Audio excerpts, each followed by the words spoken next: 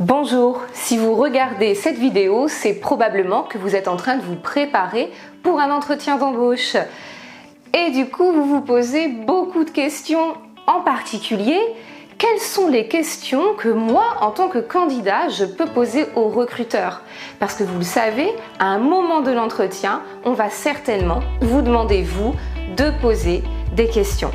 Dans cette vidéo, je vais vous donner les 3 grands types de questions à poser de manière à ce que vous puissiez vous préparer de façon optimum.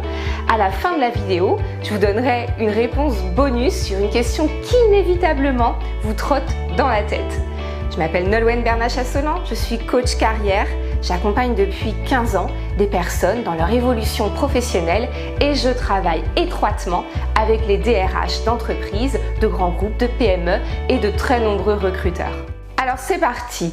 Quelles sont les questions que vous pouvez poser à votre recruteur lors d'un entretien? Je vous ai dit, il y a 3 grands types de questions à poser. Premier type de questions, les questions liées à l'entreprise. Oui, car le recruteur, il a envie de voir que vous vous intéressez au groupe, c'est-à-dire à eux, avant de penser à vous-même.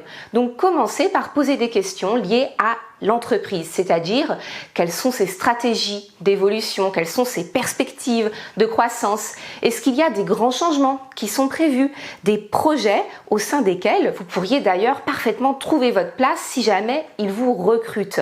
Des questions donc un peu plus générales sur le contexte à l'intérieur duquel votre poste vient s'inscrire. Second type de questions à poser, celles qui sont directement en lien avec votre poste, évidemment.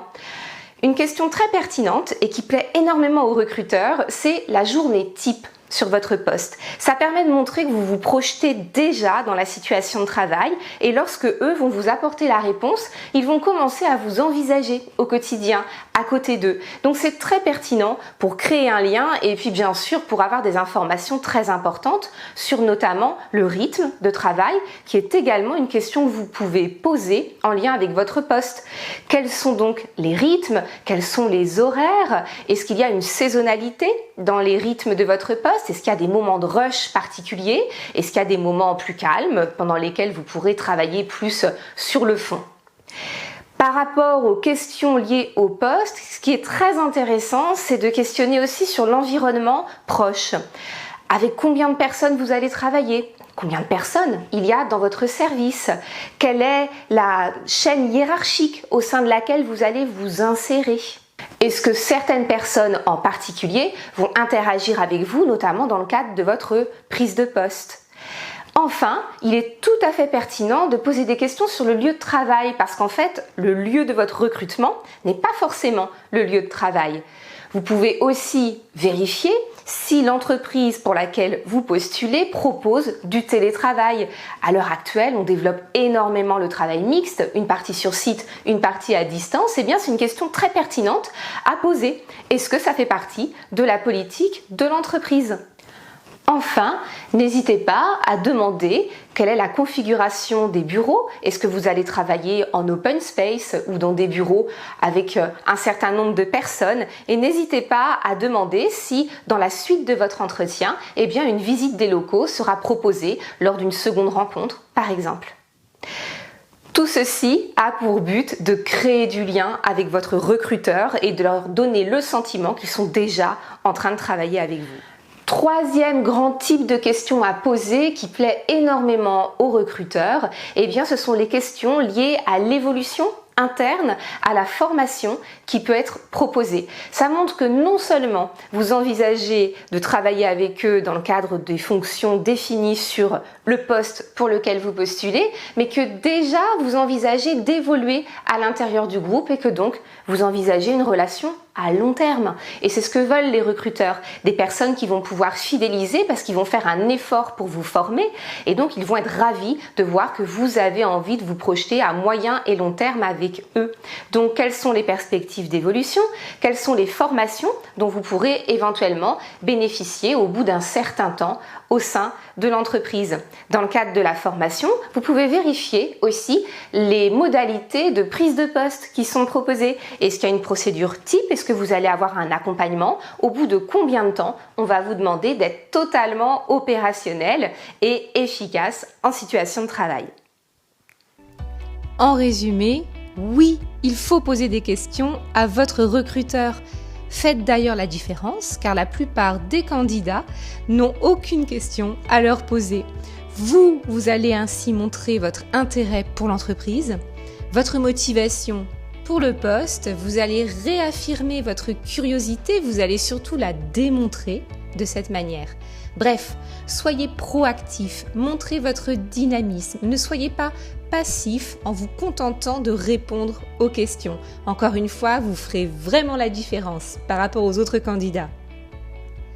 Je rappelle donc les 3 types de questions que vous pouvez poser. Premier grand type, les questions liées à l'entreprise. Quels sont les projets?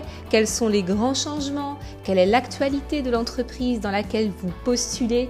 Quelle est la notoriété du groupe et pourquoi cela pourrait vous motiver? Deuxième type de questions, les questions liées au poste, c'est-à-dire à l'emploi que vous briguez, la raison pour laquelle vous êtes devant le recruteur. Quel est l'environnement de votre poste? Comment se constitue votre futur service?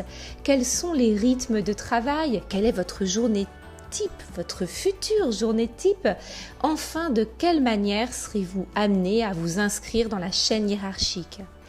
Troisième type de questions, celles liées à l'évolution interne, à la formation continue, tout ce qui est en lien avec votre future prise de poste. Comment cela va se dérouler? Comme convenu, en bonus, je vous apporte des éléments de réponse sur une question que vous posez certainement. Est-ce que lors de mon premier entretien avec mon futur employeur, je l'espère, je peux parler de rémunération? Si par exemple ça n'est pas inscrit ou suffisamment précisé dans la fiche de poste, si on ne vous en a pas parlé pendant l'entretien, est-ce que c'est légitime de poser la question? Légitime, j'ai envie de dire oui, c'est quand même normal de vouloir savoir combien on va être rémunéré. Cependant, je vous conseille de ne surtout pas poser la question lors du premier entretien. Si vous avez fait la différence, si les recruteurs ont envie de travailler avec vous, il y a de fortes chances que vous ayez un deuxième entretien. Lors du second entretien, il sera pertinent de poser cette question parce que vous serez ensemble en train de définir les contours de votre futur contrat de travail. Donc, patience, attendez, ne posez pas cette question lors du premier entretien. Téléchargez le guide gratuit de l'entretien d'embauche.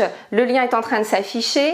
Vous le trouverez également en description sous la vidéo. Vous y trouverez l'ensemble de mes conseils pour pouvoir bien vous préparer à un entretien d'embauche, anticiper toutes les questions qui pourront vous être posées et cela garantira le succès de vos entretiens.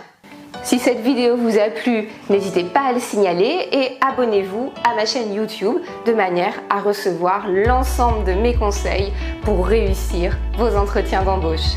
À bientôt dans d'autres vidéos.